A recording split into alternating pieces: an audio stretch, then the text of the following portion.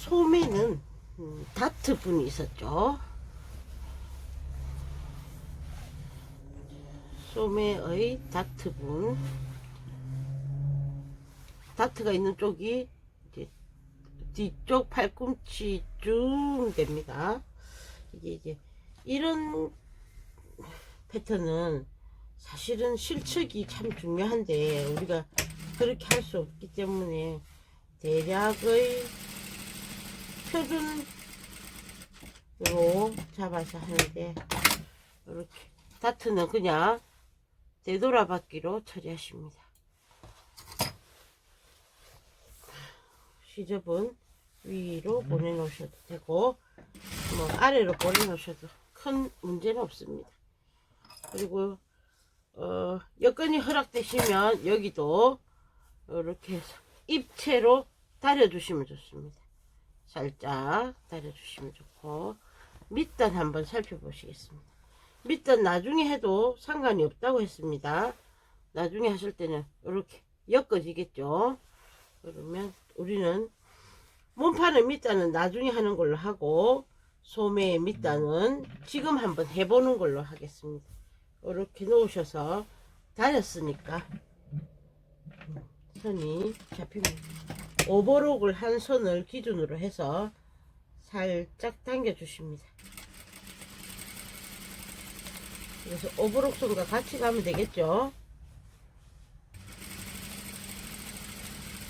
살짝만 늘어나게 해주고, 그러면 한 줄 재봉되었습니다. 그럼 요래 뒤집어서 재봉을 하시면 좋은데, 그러면 실이 여기는 밑실이죠. 여기는 날라리사가 되고 위에 새로 하는 실은 코아사가 되니까 서로 실 느낌이 다르죠. 그래서 내나 같은 방향에서 방금 재봉한 선과 평행되게 해서 두 번째 선을 재봉해 주십니다.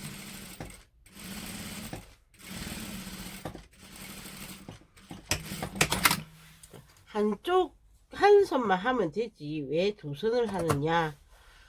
다이마루 원단은 우리가 본의 아니게 입었을 때 이렇게 늘려야 될 때가 간혹 있습니다. 그리고 여기를 뭐 소매 팔뚝이로 올려야 된다든지, 그렇게 했을 때 한 줄로 할 때보다 두 줄로 할 때 안정성이 있겠죠. 자, 그러면 여기도 다려 주십니다. 딱 숨이 죽게 본래의 상태로 수축. 그럼 나중에 옆선이 이렇게 연결되겠죠.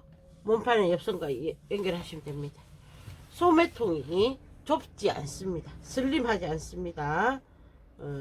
옷 자체의 핏이 원래 그렇습니다. 본인이 이렇게 루즈한 핏을 싫어해 이러시면 이렇게 다트와 밑단까지 해놓고 선을 수정하시면 되시겠습니다. 본인이 원하는 핏으로 조금 좁게 하셔도 되고, 밀착한 거 좋아하신다면, 그리고 편안한 거 좋아하시면 조금 넓게. 이 옷 자체는 원래 넓게 되어 있습니다. 자, 이렇게 해서 소매 준비해 주시고요. 소매와 어깨의 합봉을 한번 보겠습니다. 자, 소매를 준비해 놓으셨으면 몸판에 소매를 부착하는데, 여러분은 오버록을 하십니다.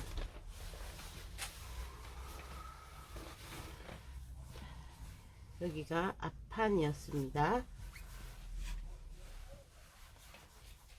앞판에 여기는 두 겹이죠. 두 겹. 여기가 앞판이니까 소매 분량에서도 앞판을 데려오셔서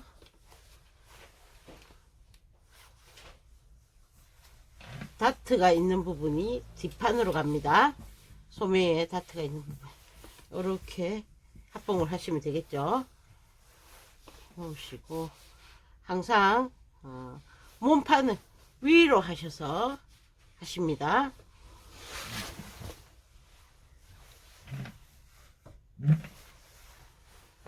재차 말씀드리지만 여러분은 오버록으로 하십니다. 처음은 그대로 맞춰서 너지표까지 가십니다.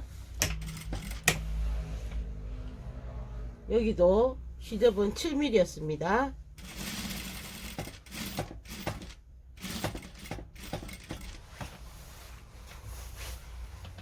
요렇게 넣어 보시면 소매산을 맞추실 수 있습니다. 소매산을 맞춰서 뼈를 봤을 때 직선 부위보다 여기 소매의 요 아몰선이 곡선으로 해서 더 길죠. 그래서 두 개를 잡으셔서 별도의 2세 작업은 하지 않지만 살짝 당겨서 재봉하십니다. 드롭은 아니고 몸판 분량을 살짝 당겨서 어깨에 너치까지 맞춰 가십니다.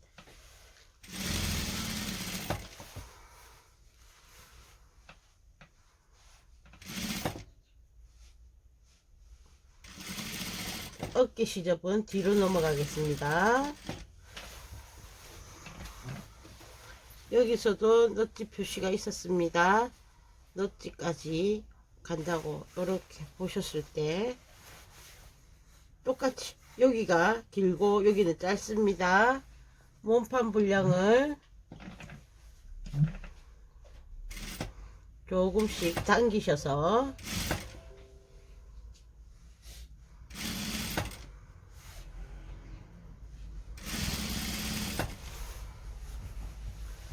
이세는 아닌데 이세인 듯한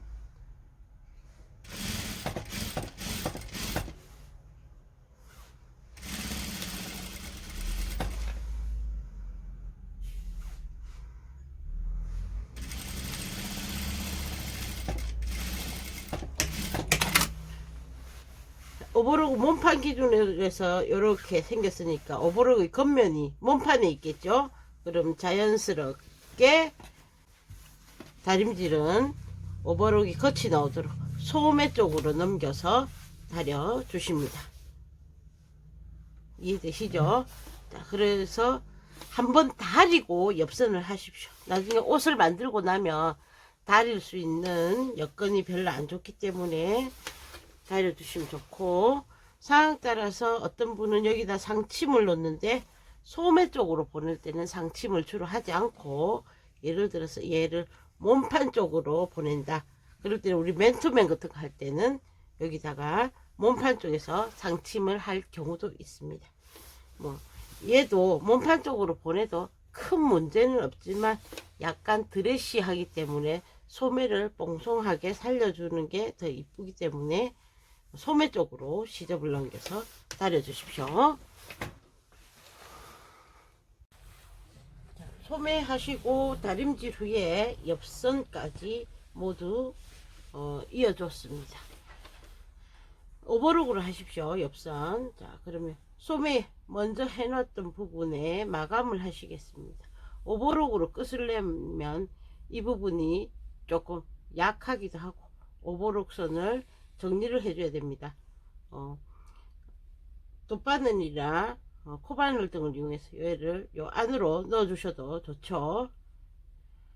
우리는 안 넣고 이렇게 접어서 요 안으로 실을 넣어 주겠습니다. 그리고 끝부분에 상침을 하시겠습니다. 많이 안 하고 조금만 해주시면 됩니다. 요만큼만.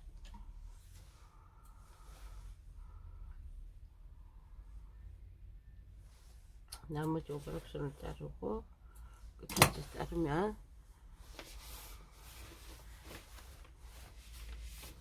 이 부분에 마무리가 되는 거죠.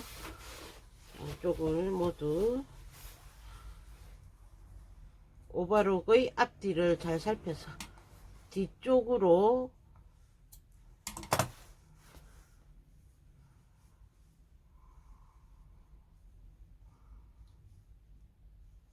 넘어가도록 맞추신 후에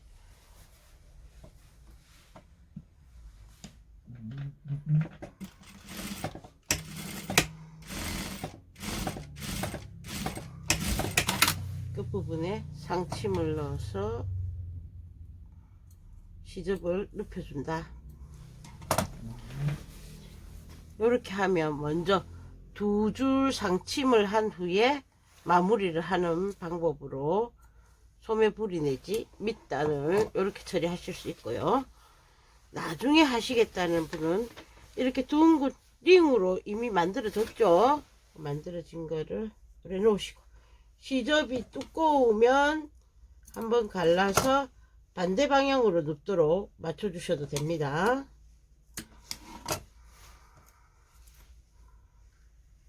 이렇게 놓으시고, 아까 소매했던 것처럼 먼저 오버록 선으로 해서 살짝 당기십니다. 우리는 이렇게 다려놨기 때문에 이 선이 거의 정확하게 될 겁니다. 살짝만 당기셔서. 이 옷은 루즈 핏이라 했습니다. 많이 당기실 필요는 없습니다. 살짝 당기셔서 첫 번째 오버록 선으로 한번 재봉을 하시고, 그 다음에는 요 선을 기준으로 해서 평행되는 선을 한 줄 더 그렇게 재봉해 주시면 이 옷은 마감이 되는 거죠.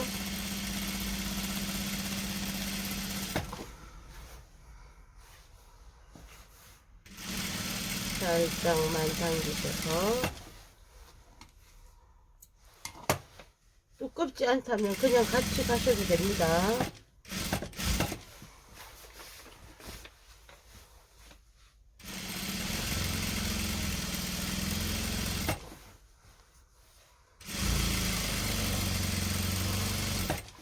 가정용 미싱은 쌍침 바늘을 이용하셔도 좋습니다. 쌍침 바늘을 이용하실 때는 항상 중립에서 하셔야 되죠. 요즘에는 노루발대가 이렇게 좌우로 움직이기 때문에 중립에서 하지 않으면 바늘이 휘어지죠. 저는 그 쌍침 바늘 쓰기가 참 어렵더라고요. 그 중립을 놓는 걸 잘 잊어버렸더라고요. 그래서 습관을 잘 들이셔야 돼요. 이렇게 한 줄 더 재봉하시고, 스팀을 이용해서 바느질선을 수축을 시켜 주셔야 됩니다. 이렇게 두 줄.